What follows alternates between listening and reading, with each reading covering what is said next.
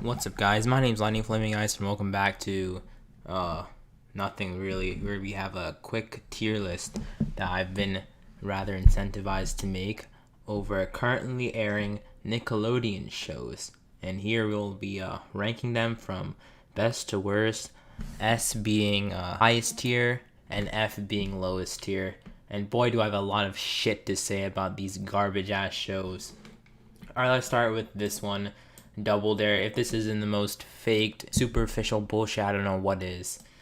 Let's just drag that down into game show tier. I think either a D or an E tier. I mean, on the one hand, it's better than some of the other shows on this list.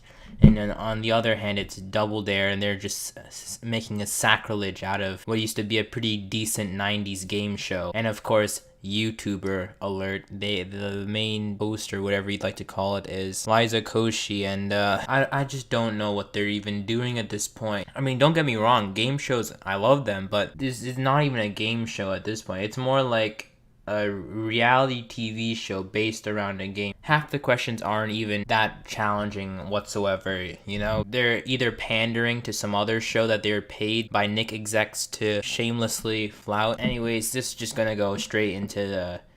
let's put it in D tier, you know? It's so obnoxious, it even bleeds over into other tiers. Just like this show bleeds into Nick's programming. Next up, we got the Dude Perfect show, and it's just like, it's Nickelodeon, not YouTube. Why are they putting YouTube shows in Nickelodeon? Do they just have that much dead air? Can they not air enough SpongeBob reruns of the same episode? Like, how many times you gotta show that same 20th birthday anniversary? I mean, the tribute to Steven Hillenburg is great and whatever, but come on, dude. It's kind of just like jerking off the cow until it gives up and dies. And you're gonna put this into the solid. I mean, it's like watchable content, but it's brainless. I need something to take off the stress kind of content. So I probably still put it also in D tier. Next up, we got the Fairly Odd Parents, and speaking of jerking off cows, this one they're just beating the shit out of. Like, I'm pretty sure the show ended like 2 years ago, but they're still showing reruns of old episodes because they just have no new shows,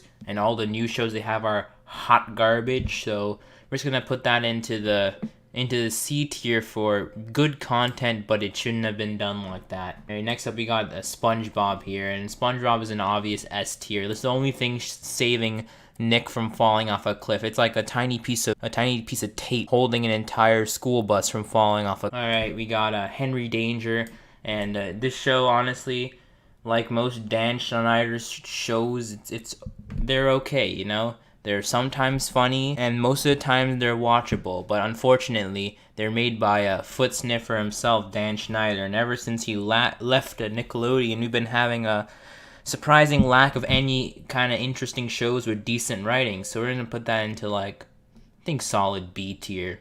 You know, it's not terrible, but it ain't great. And next up, we got The Loud House, one of the other good cartoons here on Nickelodeon, and probably the only other good show compared to SpongeBob. But I'm gonna put it in under A tier because really you can't just do SpongeBob like that. They're doing so much for this channel, so you just gotta give them S tier, you know? It's just reserved for SpongeBob. It's SpongeBob tier. Now we have this show. Ugh, all that. I hope this show goes and burns in hell. Put you in straight in the F tier. This show deserves its own Cancer Quest video. Oh yeah, and all that is the most baseless, inane, mundane, childish garbage I've ever seen. I've seen 5-year-olds watch this show and go, bruh, if this ain't the most boring shit I seen, I don't know what. Next up, we got Are You Smarter Than a 5th Grader? And you know, if you were smarter than a kindergartner, you'd know that this show is absolute bullshit, even more so than Double Dare. I refuse to believe that our education system is so terrible that people don't even know who the 3rd president of the United States is. Look on my Twitter at LightningFlamey3. Got a shamelessly plug right there, but still, come on, man. The level of stupidity they make these adults go through just to make these kids seem barely smart is just annoying. And at the same time, it's the same kids over and over. So like, they show like these little quirky talents they have because they're so quirky though. Each of them has like some weird thing that they all do. and they like to like flex them every time they get called to the stands. But what they don't realize is that they're probably gonna have more than 6 episodes, right? So they're gonna keep on flexing the same things, like tap dancing or whatever it is they like to do. So you're going straight to the E tier. Just basking your shame, John Cena. Nobody likes your puns anyways. Next up, we got Crash Leads. According to Wikipedia, the show is running, but we're gonna put it under below F tier for they don't show it.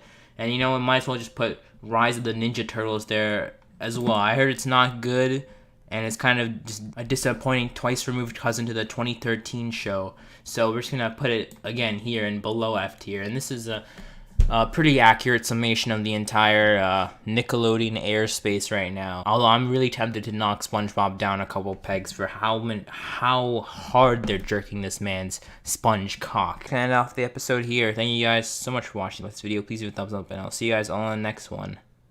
Bye.